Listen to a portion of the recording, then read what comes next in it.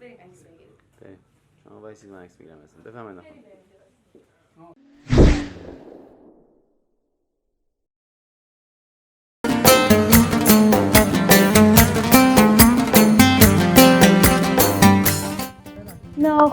ناخدا یکی از عزیزترین اتفاقات سفر ما آشنایی با ناخدا بوده. هر سال به دیدنش میایم. 4 سال پیش اولین بار بود که ناخدا رو دیدیم. موزه شخصش گفتیم این آدمو حتما باید ببینیم، کسی که موزه شخصی داره واقعا دیدنیه. دیدنش رفتیم و جزئی از خانواده ما شد، جزئی از خانواده‌اش شدیم. و از پارسال که کرونا بود چند بار ما زنگ زد که حیف که نشد امسال بیایم و با کمال ذوق و عشق و شور امسال به دیدنش رفتیم. و باشید همراه ما و داستان دیدار ما با ناخدا و آشنایی با ناخدا رو ببینید. عکس بالایی رو ببین چقدر اسکلین خوشگلی بوده. یا خب همینجا هست. چه مثلا عمانی چه فرقی داره؟ فرق داره. اینا فرق. اینا کنگیه. بدون بیشتر. شبیه نقاشیه دقیقاً. سطوح یک دست و یک رنگ. اینا خوشگله. اینا خیلی خوشگله. عکسای قدیمی. اینجا 4مین ساله که ما میایم، یعنی 1 سالشو که نیومدیم، 3 سال بعد قبلش اومدیم. با این بار 3مین باری که میایم. خدا اینجا یه موزه شخصی داشت که ما پیداش کردیم. بعد سالها روی کشتی بوده، ناخدا بوده. مدت‌ها رفته دنبال این عکسایی که اون زمان به گفته خودش مثلا انگلیسی ازشون گرفتن و پیدا کرده، جمع‌آوری کرده و اینجا یه موزه بود که تمام در و دیوار از نقشه‌ها و عکس‌ها و برنامه سفرشون و اینا بود. بعد الان در حال بازسازی و تعمیره که تعمیراتش تموم شده و چیدمانشه. شاید فردا تونستیم بچینیمش اگه دیوارها خوش بشه. و ما اصلا سیر نمیشیم از شنیدن داستان‌ها و حرفای ناخدا. بعد که جمع شده اومدم. اینجا کجاست؟ زنجبار. زنجبار باید خیلی قشنگ باشه. یه همین خانم این که بهشان گفت دختری این کشیده و داد به منم دیگه هم یه عکس آخه اینم عکس ماست و عکس‌ها یادش بخیر. چند سال پیشه؟ نمیدونم 2 سال پیش. پارسال که نیومدیم، یا سال قبلش یا قبل‌ترش؟ نه بار اول با گوجه اومدیم، این با مخمله. یه بار موتور قرمزمون اومدیم، یه بارم با این موتورمون. چقدر لاغر بودی. چه کوچیک بودیم.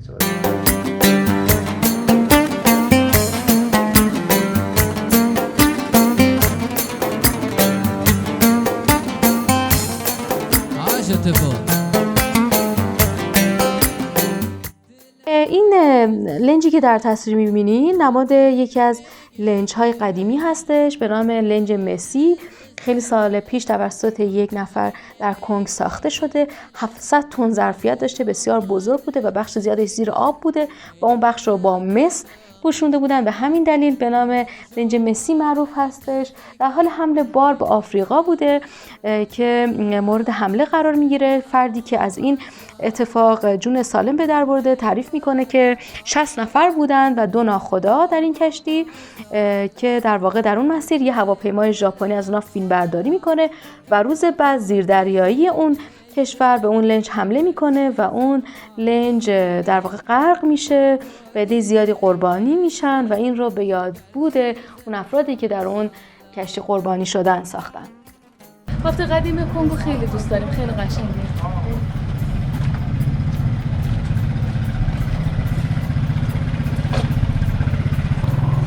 به به. خیلی شبیه به همون معماری هایی که توی اون شهرهای ساحلی آفریقا هست. در واقع انگار به اونجا که سفر میکردن همون شکل بافت و معماری رو به این سمت می آوردن.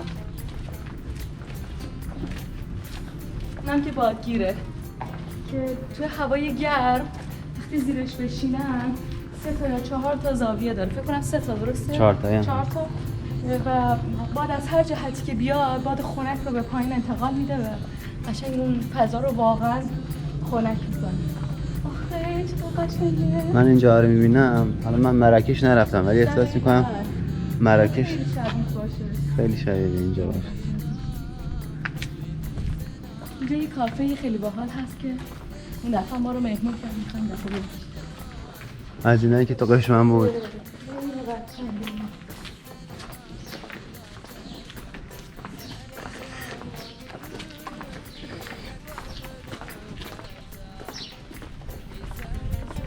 اینجا در ایران باید در مکان‌های عمومی روسری سرمون کنی، ولی در مکان‌های شخصی و خصوصی نیش.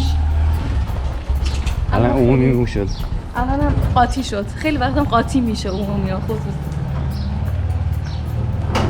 ولی اکثرا مردم با این قضیه مشکلی ندارن، اکثرا، نه همه، که حالا یه نفر اینطوری بیفته اجابهش، ولی به خاطر مسائل دولتی مجبوریم که در مکان عمومی سرمون بزنیم.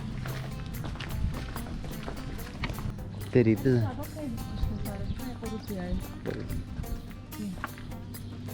در بزنم.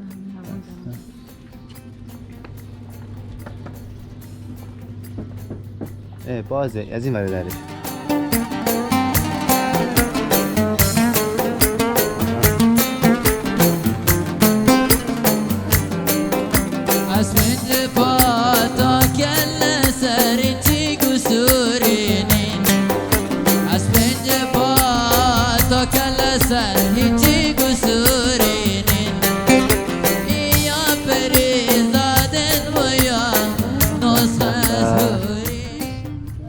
کوچه‌های کام. می‌کردم اینجا ببین یه بار دیگه اینجا رو بگی. من فقط فکر کردم شباش اینجا خیلی خوشگله، ولی واقعا روزاش هم خوشگله. الان شبا این چراغا روشن میشه، خیلی خوشگله. همه اینا چراغا روشن.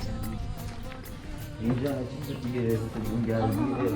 ما اینجا اومدیم یوسفی. خیلی خوبه. این یوسفی هم نومیرسیه. ما موتور آوردیم اینجا.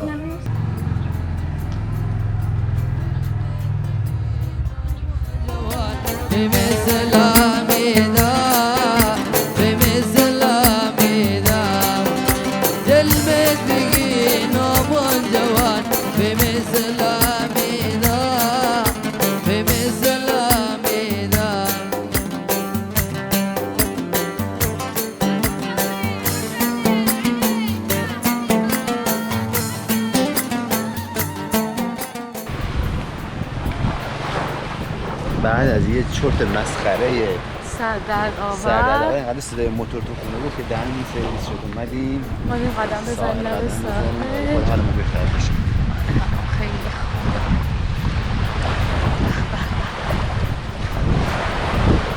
اینجا قبلا یه قلعه بوده که در واقع قلمرو پرتغالی ها بوده که بعداً در زیر آب رفت. اینجا مثل یه غذای محلی میدن، بریم ببینیم چه. شما چه خبر؟ سلام علیکم. حلیمه؟ بله بله. حلیمه این چه؟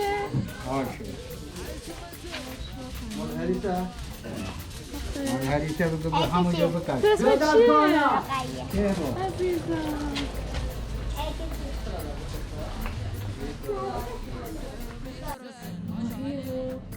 خورماست، قلیونه، واسه قهوهشون، تاخچه و رادیو، از اینایی که خمرهایی که توش همه چی میریختن، تابلو، خیلی قشنگ. مردم اینجا آیینی دارن به نام آیین زار. آیین زار از آفریقا و هند به این خطه اومده. به این شکل هستش که اعتقاد دارن بادهایی هست که موجب بیماری در یک سری آدم ها میشه. بادها رو میتونیم به گونه‌ای در واقع جنها یا چیزی شبیه به این خطاب کنیم. برای درمان این افراد از اون بیماری بابازارها و مامازارهایی هستند که اینها مراسمی برگزار میکنن. در این مراسم یه سری وردها خونده میشه و سازهایی نواخته میشه. سازهای مثلا سازهای کوبه‌ای هستن، همون مدل‌های از سازهای آفریقایی که به این در واقع خطه اومده و در اون مراسم در واقع بیمار درمان میشه. و در ضمن این مراسم کاملا خصوصی برگزار میشه و افراد غیر رو راه نمیدن. اگر عکسی فیلمی از جایی میبینید اینها به صورت نمایشی در واقع اجرا شده، نه واقعی. به نظر من اگر بخوایم این آیین رو امروز به صورت علمی و امروزی براش توجیهی بیاریم، میشه گفت گونه‌ای از موسیقی درمانی هستش. ما اینجا در حضور یکی از این بابازارها هستیم، به صحبتاش گوش میکنیم. باد نیست، حبوبه. هب یعنی وزیدن، یعنی بادی بوزد، سنگریزه‌ای بلند کند و به بدن کسی بخورد و اون سنگریزه در بدن طرف جا بگیره که بیرون نیاد. میشه فلانی دچار حبوب شده، نه دچار باد شده. اما مترادف و حبوب تو فارسی نداریم، میگن فلانی باد شده. بعد همه رو زار میشناسن. ما زار عقب افتادترینه. میشه اول سادات، بعد مشایخ، بعد نوبان، بعد بانیان، بعد جنو، بعد متالی، بعد زار. الان شما زار آقای ابراهیمی هستید. چطوری؟ اومده زیارت ایشون. من به ابراهیمی میگم مثلا بو فهد منو زارک کی اومد پیش کی اومد زیارتت؟ میگه فلانی و فلانی. پس زار هم اسم یک روحیه که اسمش زاره و هم به معنی زیارت کردن یک روح از یک جسم میشه زار. یعنی اون جسم به توسط یک روح دیگه زیارت شد. درسته. میشه زار. بعد الان دیگه زار شده اسباب بازی. تو عروسی زار هست، تو لیوا میزنن زار زیر میاد. نه، لیوا یه موسیقی جداگونه است مختص مراسم شادی، اصلا به زار ربطی نداره. تو بنده عباس میان لیوا میزنن، آواز زار میخونن. ما که تو آواز زار فقط تو نوبان یه ساز زهی داریم. ساز بادی اصلا تو اهل هوا نداریم. ممکنه توی عروسی مثلا نیهنبان بزنن، روح زار بیاد یا روح متالی بیاد یا جنو بیاد یا نمیدونم بانیان بیاد، اما هیچ وقت نوبان و سادات و مشایخ با موسیقی تو عروسی نمیان. تو مولود خونی چرا؟ سادات و مشایخ تو مولودی میان، چون همون ریتمیه که تو اهل هوان. مثلا الله ولی الله ولی نعم الولی سلطان کل الاولیاء الشیخ عبدالقادری میخونم، هم تو مولود خونی هم تو اهل هوان. این میزندن اینجا پشت کمرش. دوری کمرش. با رقص این رقص اینطوری میچرخن. اینا چیه؟ سوم بوزه.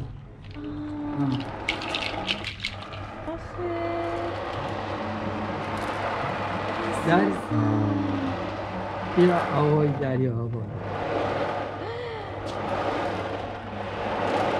واقعا شاید وای خیلی خوبه، خیلی قشنگه.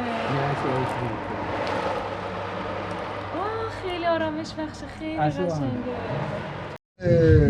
من تو تئاتر که میخواستم افکت بسازم یه سازایی بود به باران استفاده میشد، با بامبو ساخته میشد. بعد وقتی میمد اینجا صدا قطع میشد تا بعدش گردونید. درسته؟ من گفتم یه چیزی بسازم که صدا قطع نشه.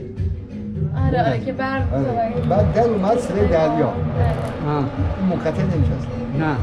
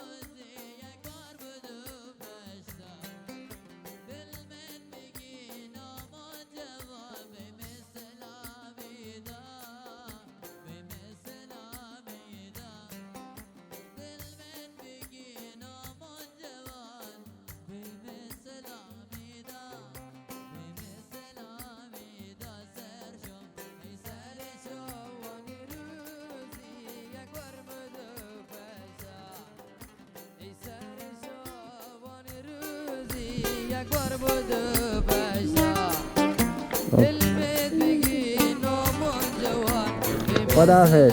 خدا این خانم دست شما در نکنه.